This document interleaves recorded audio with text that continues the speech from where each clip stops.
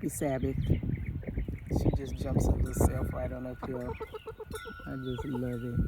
Hey girl. Out here with my babies. About to do some studying. Read my hallelujah scriptures. And the complete Apocrypha. Although I'm sure there's other books that I'm missing. This is Enoch, Jasher, Jubilees. And others. It's got some other stuff in here. But look at her. Look at her. Man, the zucchini over there is doing its thug thizzle. Them is potatoes, but if you go right over into there, I went out yesterday looking for storage sheds so that I can remove the items because this is a mess. I'm a very clean person, but I'm messy. And I've learned to know that that's also they're byproducts of my PTSD and things like that, and some of even the ADHD. But my porch there, okay, it's just carrying stuff, and it's getting on my good last nerve. But it ain't been that much of a nerve the last 3 years. But because my shed, my tiny house is full. Look at my big, beautiful tiny house. Well, I really am ready to decorate my tiny house and make it an actual tiny house and keep it from being a storage unit. And then my trailer, which is right here, which I converted almost, not fully, but it's fairly on its way to being my little trailer when I want to go camping. It's also a little mini storage as well. And I was like, no, that ain't what I did it for. And I'm putting my affairs in order in such a way that whereas before I just kind of ran away from all my responsibilities, but I just had a notion that I was doing things, I'm not going to say wrong, but not the most advantageous to my life. You know, I was using a lot of my life force to obtain things, and I was doing all the things I thought I was supposed to be doing, you know, and yet I was miserable. And I could tell by the way I was acting out my life, you know, even though I looked really good, you know, my hair done every couple of weeks, my nails done every couple of weeks, you know, living in the nice big suburban house, driving brand new cars, all the clothes I could fit and buy, all the shoes, eating all the good food I thought I could eat, and drinking all the alcohols, you know.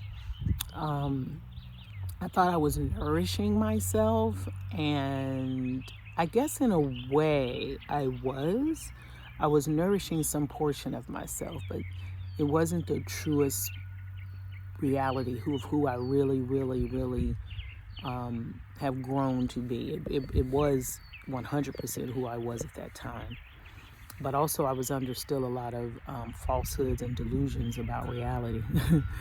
And still under mind control. I thought that I had broken free and thought I knew some things.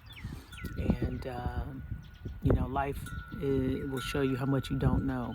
Our lifetimes are so small, and yet the world has been here a very long time. And so I'm saying all that to say I have a different desire. I have a different desire for myself. And now I know how to put my life in order so that for me, when I go to enjoy myself, I'm going to know how to do it the way I want to do it.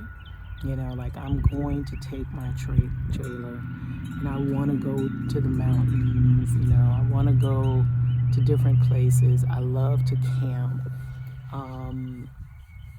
There's something about quietude. That's why I like it here. I enjoy quietude. You should see my chickens over there. They look like girls going out, like they in high school and they just going to go talk. Just all three of them just walking in. One's right there, and I don't know what the other one is. But yeah, there's something about traveling, and particularly by road, and particularly in the Americas. There's so much of the country I haven't seen that I do want to see. Um, Even when I was traveling the last time, um, I missed hanging out, like, for sure, in Wyoming, the Dakotas, um, even places that, as a brown bodied person whose people have been here for hundreds and hundreds of years, there's this fear of going down into, like, Mississippi, Alabama, stuff like that. And that's a shame. I ought not feel that way. And I'm just gonna, stay completely armed. Okay. Keep my wits about me at all times, but I ought not feel that way, like I can't travel the way I want. And the reason I would even go to Mississippi and things is to look at the mounds. And really, I've never really paid attention to the Mississippi, to what they call the Nile of the West. Trying to reconcile the way I feel about this land here. With the weather things that have been occurring over the last few years, in the history of the empire of America, which, whether they work on behest of, European powers or what have you, they've done some things on the earth to a lot of groups of people, and still are, condoning genocide and just continually stealing the life force and the resources from other groups of people, that I do believe 100% in a creator of this place, and all the world's a stage, and the Great Spirit is always watching and is always looking at what we're doing and how we're behaving. And I believe there is judgment coming, and there is judgment here. When I saw or see these tornadoes, and then you see, these floods and things, and the areas they are affecting, the people they're affecting, and the land masses, it just makes me go, wow, And I'm often reminded of the scriptures. Girl, did one of them girls just jump on the back of that truck? I hope not, because it's just trash back there, and I don't want them picking it out. Anyway, the scriptures that talk about being hidden under the Most High's wings for protection, being covered, how he always lets his remnant know that you're going to be all right. I feel so all right, and the only time I don't feel all right is when I do consume information that says the world isn't right? Like, I don't watch the news or television or anything, but even on YouTube, I do listen to political commentary sometimes, particularly as the majority of,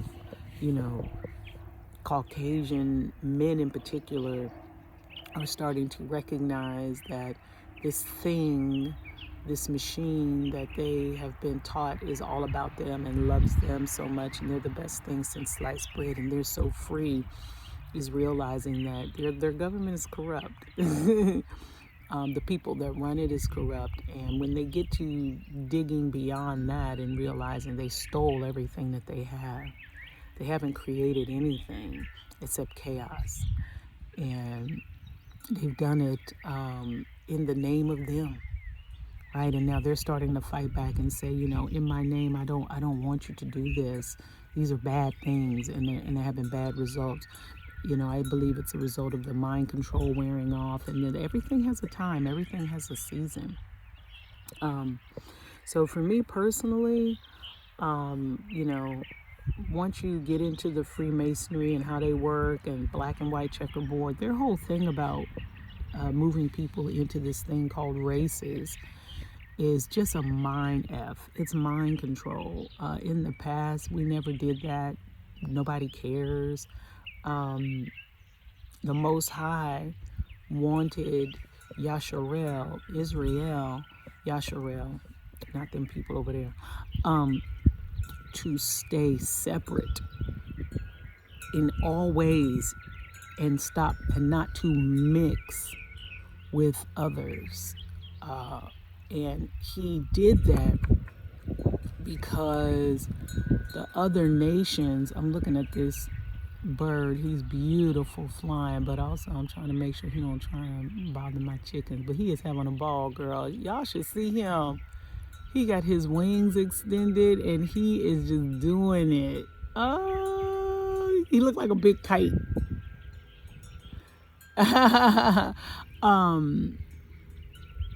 Because other nations have other customs, and other nations have other what they call mighty ones, or what, we call gods, little g's. And he would say constantly in his scripture, don't mix with these people, because their bloodline is not your bloodline, and they don't know me, right? Not only do they not know me, because I was revealed to you, they worship in a way which I hate, because their idols don't breathe, their idols don't live, their idols don't rescue, their idols are not alive. They are wood, they are stone, they are gold, they are craven images. And I am Yahuwah, I am the mighty one. I don't need you to try and make no images of me. You know who I am from all that I've made, including you. Right? And so you don't need to do that. And even Solomon got caught up. You know what I mean? We miss that. Solomon was so mighty. Yeah. Until he started mixing with all these women's. And started serving their mighty ones. So I done went on a little bit of a tangent, but yeah, I'm excited. I don't know if I will go down into Mississippi and stuff. I probably won't take my trailer when I go down there, though. I may rent something. I don't know. I may rent me a white boy.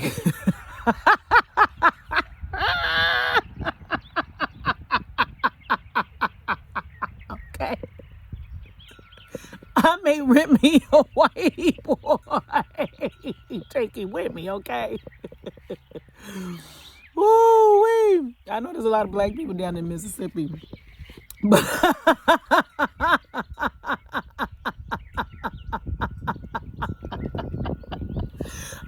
sometimes I crack myself up.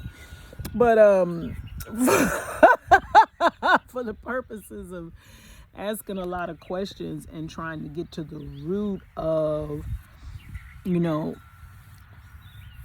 the reality that this land has always been inhabited by brown-skinned people whom the Spanish called Ethiopians. Y'all are jumping up on that truck. I was wondering what was going on, and now you done got her up, and now she up there with you. When I tell you these women's they teenagers, so they just do whatever. But get off of there because of that trash. Oh my goodness, I am lazy. I was supposed to take that trash to the dump, but I didn't. And so it's yucky. But the Spanish explorers, the real ones, not Columbus. He ain't do nothing. He ain't even come over here. But like De Soto and them, they talked about how the people here were black, like Ethiopians, and had thick hair and broad faces, and basically they was niggles. And how the quote-unquote slave ships only brought some Africans, and those were African men, because the slaves they had were the captured Indians, which are our people. And That's one of the great lies of this nation, is that we are a captured people. This is a colonized country. And we were our people were the victims of a great genocide. And it's interesting because you can even ask ChatGPT and say, it's my understanding. Say, I understand that the people they call the Negroes, the blacks, are the inhabitants of this land, and that the people from Asia and other countries, in particular Chicanos and Mongoloids, were brought in here to replace them so that they would call them Native Americans, and that's also their great secret. So ask ChatGPT, she'll tell you, girl. She'll be telling you all the stuff now. Shout out to Daniel. Shout out to the Most High. He said, I am the Most High. I tell you the end from the beginning. And or the beginning from the end. Yeah, I tell you something. I tell you everything, basically what he says. But every time we get a new invention of that's telling us all the things we can know, I think about Daniel and how the angel told Daniel to close up the book until it was time, until all things could be known. I'm gonna scratch blood in my skin. Just, and here we are. I thought Google was it. Okay. I thought the Googles was it, honey. And the Amazon, right? Where I remember just wowing at the fact that I could just order any book I wanted, pretty much, of that which I had knowledge of, and get a hold to it, and I could read it, and how these were all this knowledge is occulted, hidden, and it's like, say hello again. I didn't jump back up here, but how you got open AI now, right? So only the Most High knew there'd be a time where all things could be known, where we could just know things. We could get to it. And the secret of, hi, say hello. Say my name is Emerald. Say, because my feathers look like emerald green. Y'all can't see it in the but she looks black. But when I tell you it is black and emerald and amazing, oh, she's so beautiful. She's like, now see, I was up here chilling and you got to touching on me. The advantage of the secret societies and the people who are on Satan's side, what they have an advantage of is a continual, they have written down over the centuries information. So when they hold on to this information, they pass it down. So they have an unbroken chain of knowing about things, right? Them know things, but we are at a disadvantage. The lowly, what they call us, the unwashed masses, because every time we get here, we're born, and then the only information we have is given to us. Oh, she cutting up. I'm gonna have to make another nesting spot over there. I had a nesting spot over there, and then we had this bad storm, and I moved everything, so I'm gonna have to clear that off. I can't do it today because today's a Sabbath, and that would take some work. Yeah, I'm just gonna put her box in the nesting thing. See, there's a rug over there. I had put the nesting stuff down, and she would go up there and sit her little butt down. You're gonna, girl, if you move just a little bit up, you're gonna make that fall. Oh, it's gonna fall. Yep, walk up that way. Yep, good girl. Don't hurt yourself, boo-boo. There you go. Calm down, mama. They are cutting up today. They up on some stuff. They just, baby, when I tell you she done went and found that damn rug, she's like, you ain't got to do nothing. I'm already back over here. Girl. She gonna end up laying an egg over there. Y'all can't see it. It's a little bit of a mess, but she was up on the thing, and then she jumped on that table. Now she is literally, there's a rug. She's over there now. Where? But I don't think the nesting the Straussy. I think she's gonna settle in, but I don't. She probably like, what the hell? No, she's coming out. She's like, yeah. She's like, that's the spot, but ain't nothing in it. Anyway, yeah, we just get to be born here, and we have to relearn everything we learn. And if you zoom out of your life for a moment and just zoom out of history and ask certain questions like, why did certain people find it important that they take over something called compulsory education? What is that about? Why are people educating your children in mass? And you can only teach them what they tell you. And I mean, it's crazy. You can look at it now and just be like, oh my God. So it's interesting to watch Caucasians wake up to certain knowledge. And I think there's some Freemason book that said it would be 40% of Caucasians would revolt with the people of this land if we ever decided to have a revolution. And that's why they want to make sure that we don't do that we always stay separate and ignorant. Now the sad thing is the people that call themselves colored, the so-called Negroes here in America, have just become so debased in everything that they do and think, the majority of them. When I tell you the majority of Negroes are absolutely on Satan's side, not only are they on Satan's side, but they celebrate absolute wickedness in every way imaginable. And because we've allowed ourselves to become whores, whoremongers, adulterers, drunkards, liars, thieves, adulterers, and idolaters, and to such a degree that our children and our children's children are degraded in their thinking, their minds. I saw some video of some young man in a dress with a rap song with tattoos all over his face.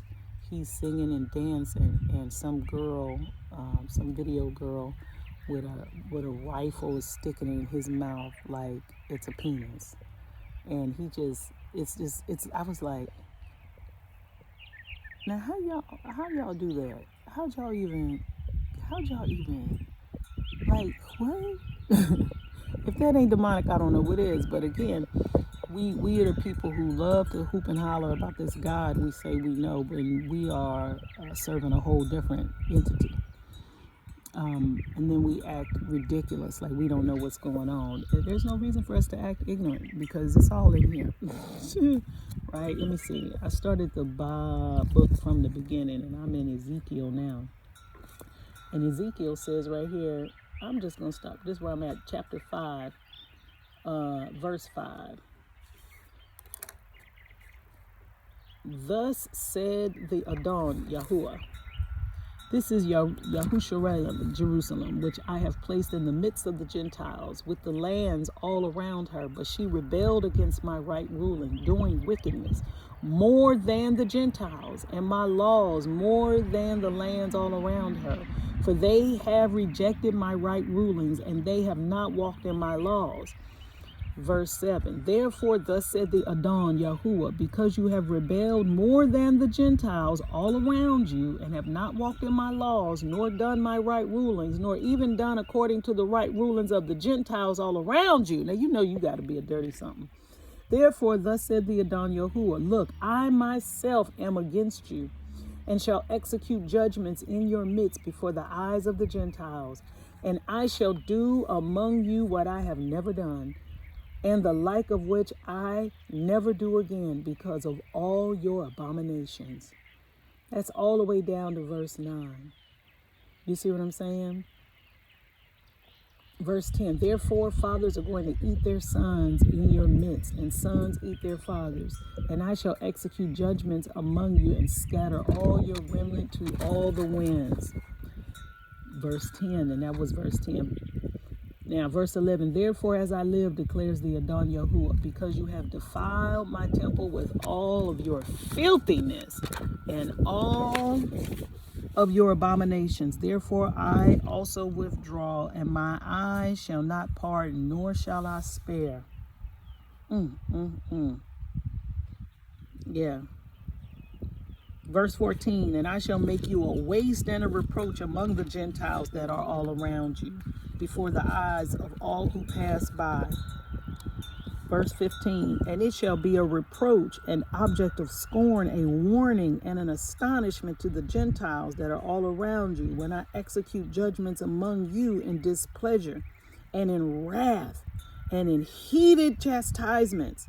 I, Yahuwah, have spoken. Yahuwah is the real name of the Most High. And every time I see, people walking around like the Walking Dead, whether they are out of their minds, whether they are drugged, looking despondent, people walking with their pants coming down, people just lost. I think about these scriptures, and I'm so grateful that the Holy Spirit, because I had so many questions, I needed to know what was going on with my peoples, and I was doing a lot of blaming of other peoples, and he was like, I need you to really recognize something, right? You are the apple of my eye. It is your forefathers and foremothers that I revealed myself to. And I said for you to do a certain thing and live a particular way. That's what being a peculiar people means. Being a peculiar people means you are set apart. But you all have been hard-headed and wicked since y'all was created as a nation. You've been stiff-necked and just refusing to do. And because of that, check out Deuteronomy 28. Moses says, if you will do these things, you will be blessed. But if you don't, and you do these other things, you will be scattered among the nations. It will be an astonishment. It'll be a mark upon you. Everybody will try and figure out what is up with these particular people. And no matter where you go on this earth, there's a group of people that only Yahuwah will save.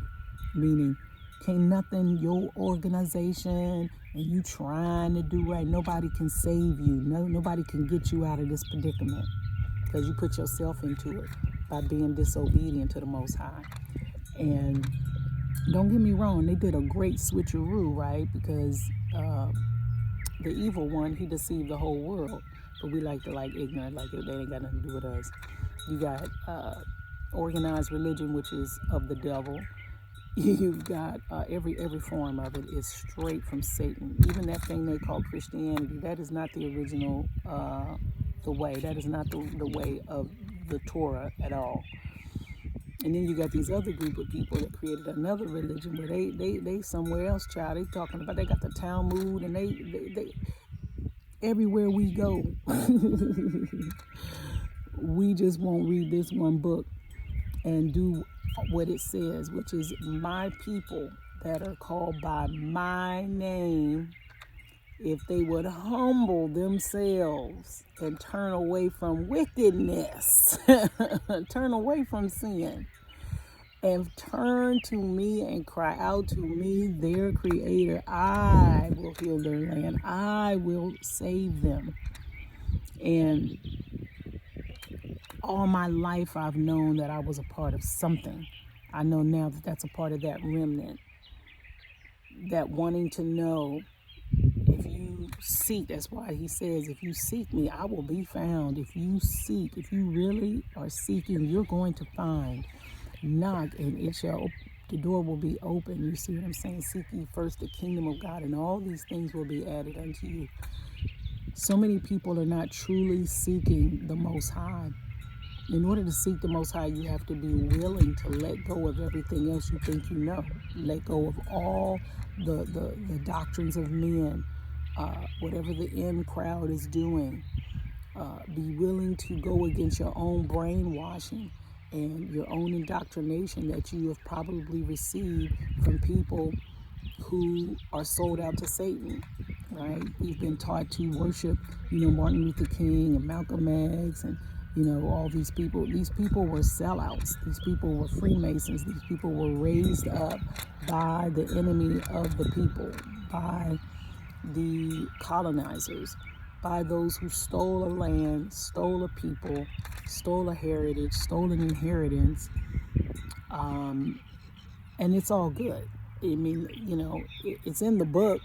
So my general feelings about it is, well, it was meant to be, because it is. So there's no need to fight against that. The only thing I know I need to do is follow what the commandments are. Because when I see them and I really read them for myself and have gotten an understanding, what I see is that the Most High says, hey, kind of like Donald Trump did when he said to black people, hey, you've tried the Democrats, why don't you give me a try? The Most High is like, you've tried everything else. Why don't you just do this? Just do these things that I said. These are laws. Try them out and see. And I'm telling you, I try them. I do them to the best of my ability. I do my best to keep the law, to keep the Sabbath, to do all the things those commandments say and beyond the commandments. If it's in that law, I do it. I do it pretty much. Why? Because that's the owner's manual. I didn't create myself. I tell people all the time, you ain't gonna buy no brand new car and ignore the owner's manual, okay? You can try it. But if it say unleaded, it means unleaded. Now, you can go put diesel in it if you want to. You are able to do that. Why? Because you got free choice. It's available to you. You go right on up there and do that. Ain't nobody gonna stop you. But you're going to suffer the consequences of whatever damage it causes to that vehicle, and you're going to have to pay the price of it, right? So you're going to have so many inconveniences, and it's going to cost you more money. That's the same thing with your body, the temple of the Most High. You can do what you want with it. You can do what you want with it, but you're going to suffer the consequences. It says very clearly what to do and what not to do. And what I love about the grace and mercy of the Most High is he's not judging us to destroy us in that way. He is trying to save us from ourselves, because he is a holy God, and he says these things are not to be done here with the temple, with your actions. There's consequences with doing things to this body, right? Because it's his breath that keeps us alive. It's his spirit. So when you aggrieve the spirit, you're going to return, regardless of what your actions are. That spirit is going to return to its source. But then it must be judged because of what it's done. I remember feeling that way about food, and understanding that food is here for me to eat, but not to abuse it, right? Sugar. God didn't create that for you all to do that to yourselves, meaning overeating it. And especially when you can see that there is something negative, nefarious, dare I say, in the food industry that is giving you poison. So then why do you need the government to tell you that they're going to stop making certain things with certain stuff in it? Just don't eat it. This is coffee, right? Nothing's in this coffee now but heavy cream. And eventually I'm going to stop with the heavy whipping cream. I have been drinking it without the cream as well.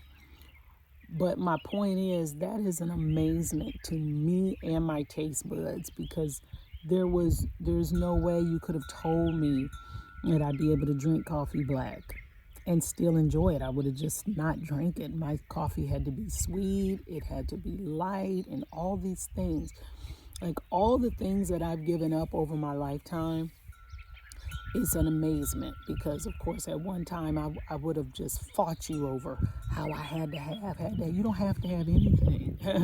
And particularly if it's harming the body will fight with you, right? Now the body, the flesh, loves wickedness if you give it too much temptation. But again, we can separate ourselves, which is what the scriptures say. That's why he was always talking about stay separate from the other people, because it's hard to resist. And that's what we did. We got in with other people, and we was always complaining about how these other people, look at these other people, they got big old statues to their gods, to their mighty ones. They got this, they got that. We gonna go do this and we gonna go do that. We want to do this and do that, because they ain't got no restrictions, right? Yeah. So at one day, for people to think that there is no such thing as a judgment, I would say your life judges you. The one you live in right now is judging you as well. Right? Ain't nobody came back and told us what the real deal is. So only thing that we have is faith. The only thing we have is being able to believe in something. And our lives bear that out. Our lives bear that out. And I've come to the conclusion that even though I still am seeking to like crack the code of the land here and juxtaposed to the land in a place they call Africa, because they call this West Africa. If you go back into these books that are old enough, 1600s and things, they'll tell you that the only reason they call us Africans is because they called all dark-skinned people that. They called all of us. That's why they said that we were like the Ethiopians, because they called us Ethiopians as well. This was even called Ethiopia, this place you call America now, and Egypt. Even though I go to reconcile those things, I don't throw the baby out with the bathwater, because here's my general stance, and then I'm gonna close it. I'm kind of like what Cat Williams said. He's an agent of chaos as well, but there is God's side, the Most High side, and then there's the other side. And the other side is everything that this book says it would be. The other side is filled with lawlessness. Right now, you hear that? Those are the bees. Those are the bees. I've got incredible, huge zucchinis growing over there. I'm so proud of them. And all the bees. And at first I didn't think my zucchinis was going to come up, because I was being impatient. I didn't know how long it really was going to take. But when I went online, they were talking about, well, maybe you need to self-pollinate them. If there's not enough bees, you need to get the female part and put with the male part with the female part to get it to do the thing. And if you garden, you will recognize that gender is in nature. Nothing is born unless the male part and the female part get together. The man and the woman get together in nature, and then they create the fruit, which is the babies. That notion alone has helped my soul, because I used to be I thought I was supporting people when I was supporting Satan by supporting, trans people and all of that. That is an abomination, because it goes against what this world is and what it ought to be. So the very notion that we are indiscriminately bringing fruit here called children, not fully nourishing them as the mother and the father, and being together as a unit. You don't have to get the state involved in your union if you all stay committed to each other and raise your fruit in love and respect for one another and in truth. That is the correct way. It's an abomination to believe that a child who knows they got a mama and knows they got a daddy don't have an opportunity to grow up with that mama and that daddy, because that child's always going to want to know about the other half of themselves. So there's so many things that we are completely out of order with as a people, that is why we are destroyed. And we don't need to blame anybody else. We don't need to be pointing at nobody, the days. It's us. It's just us, and that's justice.